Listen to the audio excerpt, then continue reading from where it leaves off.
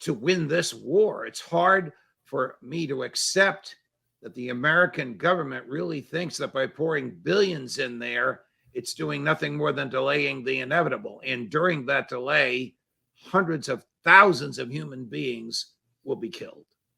Yeah, and again, the numbers now, according to antiwar.com, $67 billion of our money has gone to Ukraine since February 24th, when Russia invaded Ukraine. And again, I'm totally opposed to the invasion. None of my business. It's been going. They're going to take down the statue of Catherine the Great. Now, when was that? Catherine the Great? Oh, it's about 1750, because they hate her, the Ukrainians. Oh, you mean this has been going on since then?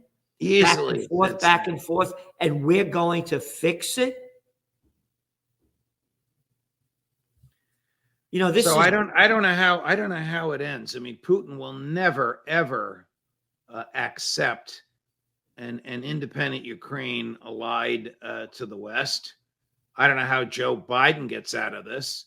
You know, this is not going to end before the midterms, but something will happen before the 2024 presidential election. I don't know if Biden's going to run for re-election. The Democrats would be really crazy to re-nominate him. But how this war ends, it can only end with a Russian victory. Their might, the strength of their army and their military equipment is overwhelming. But yet, if you read the Wall Street Journal, conservative publication, New York Times, Washington Post, liberal publications, they'll all tell you this morning, Ukraine is winning, Russia is on its heels. Where are they getting that from?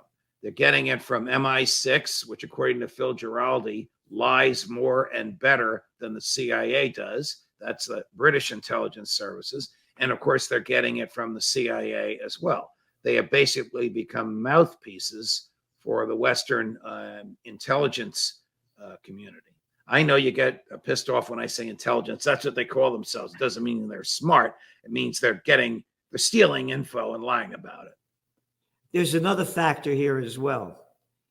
Two of them. They didn't cover America's defeats in Iraq and Afghanistan on a daily basis. They didn't make fun of the murderers who launched those wars. George W. Bush, a little daddy's boy born on third base and thought he had hit a home run, a little clown of nothing. They didn't chastise him for losing, and then Obama keeping the wars going. Remember the Afghan troop surge from the Nobel Peace of Crap Prize winner Obama? Yeah, right. They didn't go day after day after day of showing these defeats of America in these decade-long wars. Number two, the Ukrainians forbid any journalists to be on the front. The only information we're getting is, like you said, from the MI6, the CIA, and from the other, quote, intelligence agencies. There are no reporters on the front. They have blacklisted all of them. So we're getting a one-sided story. And I totally agree with what you and others are saying. You're not going to beat the Russians. Hitler couldn't do it. Napoleon couldn't do it. Certainly Ukraine isn't going to do it. And all that is happening is that the more weapons that the United States and NATO keep pouring in there, they just keep bloodying the killing fields, cause more destruction and death, and make a bad situation much worse. And it's a tinderbox. If some Russian tank commander misreads his GPS and sends tanks into Poland, it's a tinderbox. NATO is poised and ready. The Germans are sending billions as well. Yep. The German defense minister, front page of yesterday's Financial Times, boasted that Germany has the strongest military in Europe. That's probably true, but why make that boast? Why say it now? Why make yourself a target? I don't think Putin wants World War III. He wants territory that has historically been Russian. But NATO Anthony Blinken, the Secretary of State, and his globalist crowd, Lloyd Austin, the Secretary of Defense, inadvertently admitted this. The American goal is to degrade Russia, Yep. to weaken them, and hopefully to drive Putin from power. What do we care who the Russians have chosen as their leader? And again, you mentioned Anthony Blinken, another little arrogant daddy's boy born on third base. I went to Dalton. I went to Harvard, an arrogant little nothing. And you mentioned Lloyd Austin. Where did he just come from? Our head of the Secretary of Department of Defense. I think he came from Raytheon, and before that, he was a 4-star general. Yeah, of Raytheon, the second largest defense contractor in the United States, that's making all this dough by sending more weapons to Ukraine. Correct. Actually, they're making their dough by sending the weapons to the U.S. to replenish what we're sending to Ukraine.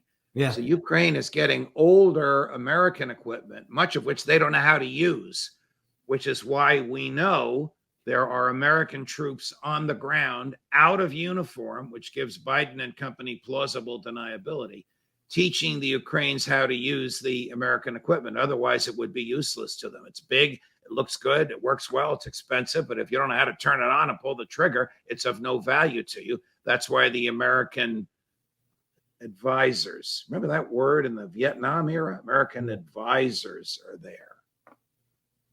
This thing, and then of course, there's another aspect of life. It's called the financial sector. And you're looking at the stock markets now and inflation and all these big problems going on that are real, that can't be solved. And as I keep saying, when all else fails, they take you to war.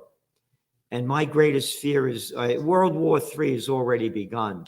And this is going to escalate. And if we don't stop it, it's going to be it's going to be the end of life.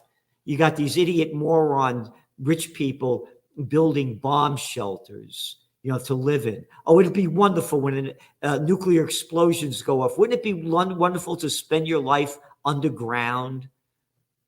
I mean, how sick can you be? Yeah. And what can we do to stop this? We need a new political movement in the United States based on peace and personal liberty. Both political parties have given us the opposite. The tax rates are outrageous, and they will fight a war at the drop of a hat. So we need a serious movement towards peace and personal liberty. We haven't had that since 1776. Yep, peace and personal liberty, and you're the man to lead the charge. Well, that depends on who you ask. I don't care. It depends on who you ask.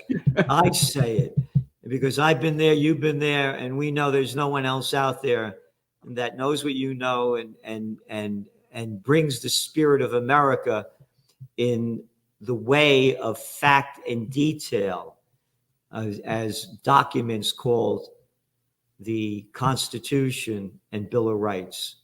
Thank you so much, Judge, for all you do, all you know, and for being here each week. Thank you, Gerald. I'm happy we're back on our Wednesday routine. All the best to you.